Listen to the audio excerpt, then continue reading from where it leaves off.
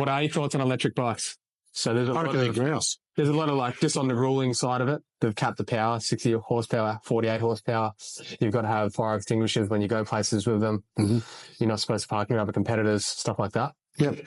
So I think with electric bikes, I think it's an unknown journey at the moment. So I think they're going to gather a lot of data at the moment. So the capping, they could have gone down the same pathway as the FIM have. E-bikes compete against e-bikes. Conventional bikes compete against conventional bikes. Yep. In Australia, there's not that many around. We rather have people competing. Yeah. So MA has decided that at national level, then that an e-bike will be an MX1 bike, and its limited power is 60 horsepower. It's capable of going to 80, but it's limited to 60, and we can actually lock that in for the day, and the scrutineer will look at it, and it can't be unlocked. Yep. Okay, so that is going, and that is a power comparative to a 450. Yeah, they're pretty fair too. Like I've ridden one a lot and there's not much in it. And and then at lesser level, so that's state titles and national titles. At club and interclub, you can also ride them in a 250, and they're capped at 48 horsepower, which again is quite competitive with a competitive 250 four-stroke. Yeah. So realistically, all they're really saying is if you're on a motorcycle, we want you to compete and we want you a part of it. And they're going to gather information from this, and then, new rules will develop from that.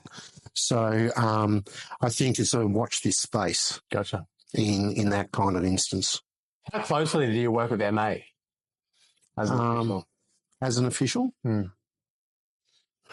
a national level, I personally work with them a lot. I also have connection to the Motocross Commission. I was on the Motocross Commission for about 4 or 5 years. And then I stepped away from that through work commitments and other things. We're talking with MA quite regularly. As far as our job, no, they give us the freedom to be officials. Gotcha. They don't interfere in what we do, and neither should they.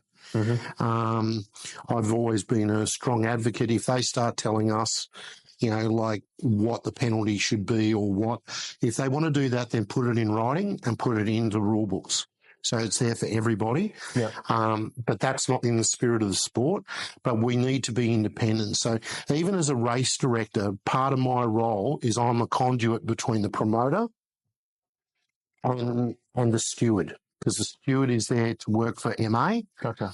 Okay. And he represents MA at that course. The clerk represents the rule book. The race director takes an interest in all three. Gotcha. So I have to have the interest of the promoter in the sport at heart, because he's got to make a living. If he doesn't make a living, we don't have these things. Okay. We also have to understand what the rule book is and MA is and their requirements. And then we need to understand who the races are. So I have a more of a involvement and connection to races now than I ever had when I was a clerk. Gotcha. I didn't need to know people. Yeah. But now I need to know what you're thinking, Cale, and because maybe there's something, you got a great idea that we can roll out into the sport, and then I'll connect that up to MA. And so, but as far as just officiating, we don't have really very much to do with them other than making sure the race runs. Yeah, gotcha.